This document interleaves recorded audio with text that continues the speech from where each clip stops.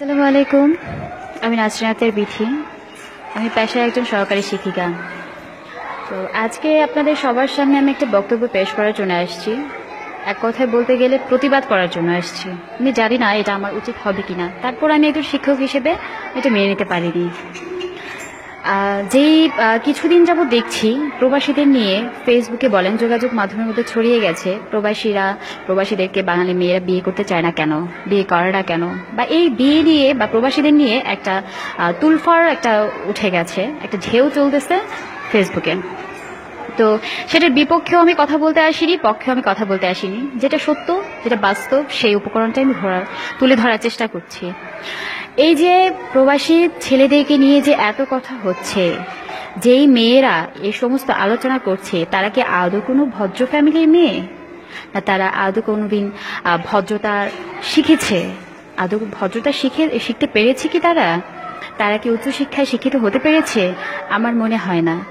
যেই প্রবাসীরা দিনের পর দিন, রাতের পর রাত কষ্ট করে টাকা উপার্জন করে দেশে পাঠাচ্ছে, মা বাবা ভাই বোনকে ফেলে, স্ত্রী সন্তানদেরকে ফেলে, যারা বিদেশ পাড়ি জমিয়েছেন, তারা আজ এই সমস্ত কথা শোনার জন্য পাড়ি জমিয়েছিলেন বা এই সমস্ত কথা শোনার জন্য পাড়ি জমাচ্ছেন। আমি এটা কখনোই মানতে পারবো না। আমি একজন নারী হয়ে কোনোদিন এটা মানতে পারবো না এবং পারিনি। সেজন্যই আজকে আমার এই ভিডিও আপডেট, যেটা হচ্ছে একজন পুরুষ তার স্ত্রী, তার সন্তান, তার মা বাবা ভাই বোন, পাড়া প্রতিবেশী, আত্মীয় স্বজন নিয়ে কাছে থাকতে চায়। সেই পুরুষ দিনের পর দিন, বছরের পর বছর, এমনও সময় চলে যায় তাদের যে তারা বৃদ্ধ বয়সেও এই দেশের বাইরে থাকে, প্রবাসে থাকে। কেন থাকে জানেন? তারা তাদের একমুঠো ভাত ভালো করে যাতে খেতে পারে, পড়তে পারে, সুন্দর করে চলতে পারে, তাদের ফ্যামিলি জানে সুন্দরভাবে চলতে পারে, সেজন্য তারা প্রবাসে পাড়ি জমিয়েছেন। সেটা কি তাদের দোষ? সেটা কি তাদের অপরাধ? যে সমস্ত মেয়েরা এগুলো বলে বেড়াচ্ছে যে প্রবাসী ছেলেদেরকে তারা বিয়ে করে না, তারা বিয়ে করবে না, কেন?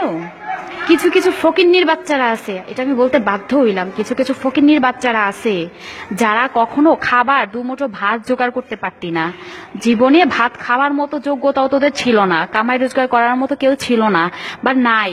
সেই ফকিন্নির বাচ্চাদেরকে কিন্তু আজকে তালেবর বানাই দিছে এই প্রবাসীরা। ঠিক আছে, এই প্রবাসীরা তালেবর বানাই দিছে। যেটা হয়েছে, আমার মনে হচ্ছিল এই কথাগুলো বলা অতীব জরুরি, সেজন্য আমি আজকে এই কথাগুলো বলছি। আমি জানি না এটা আমার ভালো কিনা মন্দ, তবে আমি প্রতিবাদী। আমি বিশ্বাস করি যে প্রতিবাদ করা আমার একান্তই কর্তব্য। আমি একজন মেয়ে হয়ে আরেকজন মেয়েকে ছোট করছি না, আমি কোনো মা হয়ে আরেকজন মাকে ছোট করছি না, আমি একজন বোন হয়ে আরেকজন বোনকে ছোট করতে চাচ্ছি না। কিন্তু আমি এটাও মানতে পারিনি, প্রবাসীদের নিয়ে যে এত কথা হচ্ছিল, সে কথাটা আমার মধ্যে খুব খারাপ লেগেছে, আমার শুনতেও খারাপ লাগছে। যেই প্রবাসীদের জন্য আজকে মেয়েরা পায়ের উপর পা তুলে খায়, এবং আজকে বিয়ে হলে কালকেই বলে আমাকে ফ্ল্যাট কিনে দাও, আমাকে বাড়ি করে দাও, আমাকে গাড়ি করে দাও, আমাকে মোবাইল দাও, আমাকে দামি ড্রেস দাও। আরে ব্র্যান্ডের দামি ড্রেস আর ভালো ভালো দামি হাই সোসাইটিতে চলা এবং দামি দামি সেট ইউজ করা, মোবাইল সেট ইউজ করতেছস, কার কারণে ইউজ করতেছস? এই প্রবাসীদের কারণে ইউজ করতেছস। এই বাংলাদেশের প্রেক্ষাপটে আজকে আমি একজন সরকারি চাকরিজীবী, বাংলাদেশের প্রেক্ষাপটে কয়জন পুরুষ আছে যে তাদের স্ত্রীদের তাদের চাহিদা মতো চালাতে পারে? একমাত্র প্রবাসীরাই আছে যারা তাদের বউদেরকে উন্নত জীবন দান করেন, উন্নত জীবন দিয়ে রাখেন, এবং সেই প্রবাসীরাই ঠকেন।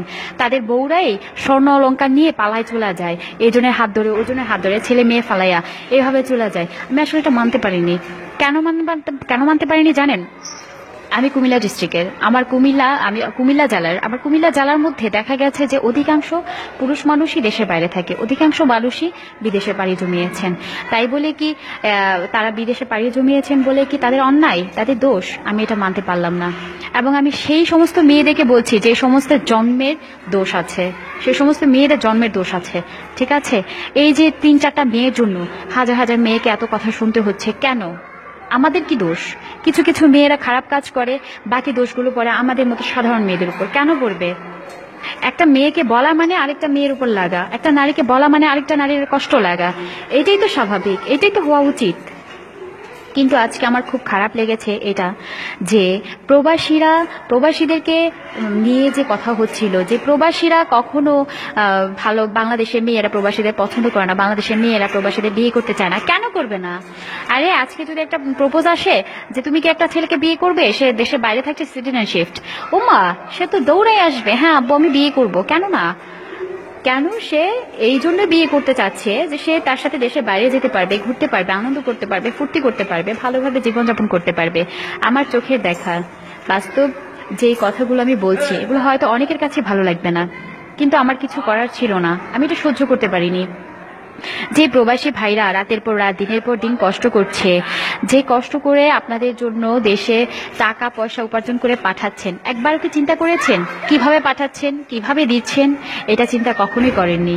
ঈদ আসলে ঈদ শপিং করব, ব্যালেন্স দাও, টাকা দাও, আমি এভাবে করব ওইভাবে করব, লাখ লাখ টাকা উড়াচ্ছেন। কার উড়াচ্ছেন? সে প্রবাসী ভাইদের। আরে ফকিন্নির মেয়েরা ভাত খাওয়ার উপযুক্ত ছিলি না, ভাত খাবি যে সে প্লেটটাও তোদের ছিল না। কিছু কিছু ফ্যামিলি আছে যে ফ্যামিলির মেয়েরা মানে কি বলবো, যে আসলে এইখান থেকে ওইখানে যাবে, সে ভাড়াটা পর্যন্ত তাদের কাছে থাকে না। কিন্তু এই প্রবাসীদের মতো ভাইয়েরা, প্রবাসীদের মতো মানুষেরা এই তোদের মতো মেয়েদেরকে কিছু মানে জায়গায় উঠাইছে আর কি, সেজন্য আজকে এই কথাগুলো শুনতে হচ্ছে তাদের। তবে আমি এটুকুই বলবো যে আসলে আমি কাউকে ছোট করে কথা বলছি না, হায় প্রতিপন্ন করে কথা বলছি না, কিন্তু আমার শুনতে খুবই খারাপ লেগেছে যে প্রবাসীদের নিয়ে এই সমস্ত কথা হচ্ছিল। আমি এটা আসলে মানতে পারিনি। আমি জানি না আজকে এই ভিডিও করার পর আপনাদের মনে কি আসবে। আসলে আমার খুব খারাপ লেগেছিল। এই প্রবাসীরা দিনের পর দিন, ঘন্টার পর ঘন্টা, সেকেন্ডে সেকেন্ডে কষ্ট করছে। কাদের জন্য করছে? এই বাংলাদেশে তাদের মা ভাই বোনকে, স্বামী এবং তাদের স্ত্রীদেরকে, তাদের সন্তানদেরকে ফেলে গিয়েছে, সেই জন্য তাদের জন্যই কষ্ট করছে, তাদেরকে রোজগার করে খাওয়ানোর জন্যই কষ্ট করছে, উপার্জন তাদের জন্যই করছে। আর সেই মেয়েরা আজকে বলছে যে প্রবাসীদের বিয়ে করতে হয় না, প্রবাসীদের বিয়ে করলে আসলে মেয়েরা কষ্ট পায়, হ্যান ত্যান। এগুলো কোনো কথা? এগুলো কোনো ভালো বংশের মেয়েদের কথা? আমার মনে হয় না। কখনো কোনো ভদ্রতা, কোনো নম্রতা, কোনো কি বলবো, যে শিক্ষিত ফ্যামিলির মেয়েরা কখনোই এগুলো বলতে পারবে না, এবং তাদের মুখ দিয়ে কখনোই এটা আসবে না। আমি তো এটা মানতেই পারছি না যে প্রবাসীরা এত কষ্ট করছে, দিনের পর দিন, ঘন্টার পর ঘন্টা এত কষ্ট করছে। কাদের জন্য? আরে 2টা টাকার জন্য ভিক্ষা পর্যন্ত মানুষ করে, 2টা পয়সার জন্য ভিক্ষা মানুষ পর্যন্ত করে। ব্র্যান্ডের শাড়ি, ব্র্যান্ডের গেঞ্জি, ব্র্যান্ডের টি শার্ট, ব্র্যান্ডের প্যান্ট, ব্র্যান্ডের আর কি বলবো, যে মোবাইল সেট, এগুলো ইউজ করতেছিস কার জন্য জানোস? একমাত্র প্রবাসীদের জন্য। আরে 10,000, 20,000, 25,000 তোদের কাছে কোনো ব্যাপারই না। 1 লাখ 1.5 লাখ টাকা পর্যন্ত শপিং করস, কার জন্য করস? এই প্রবাসীদের জন্য করস। আর সেই প্রবাসীদের নিয়ে এত কথা। তো আমি আসলে এটা মানতে পারিনি বলে আজকে ভিডিওটা করেছি। আমি জানি না এটা কে কিভাবে দেখবেন, তবে আমার খুব খারাপ লেগেছে, খুবই খারাপ লেগেছে। এই সমস্ত মেয়েদের জন্য, এই সমস্ত কুলাঙ্গারদের জন্ম দিয়ে যে মা বাবা কি ভুল করেছেন তারা নিজেও জানে না। এই কুলাঙ্গারদের জন্য আমাদেরও কথা শুনতে হয়।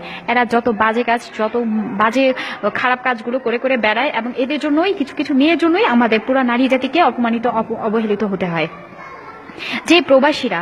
যে প্রবাসীরা বিয়ে করে বউ রেখে যাচ্ছেন, দেশে রেখে যাওয়ার পর থেকে হাজার হাজার লাখ লাখ টাকা দিচ্ছেন, সেই প্রবাসীদের বউরাই ভেঙে যাচ্ছে।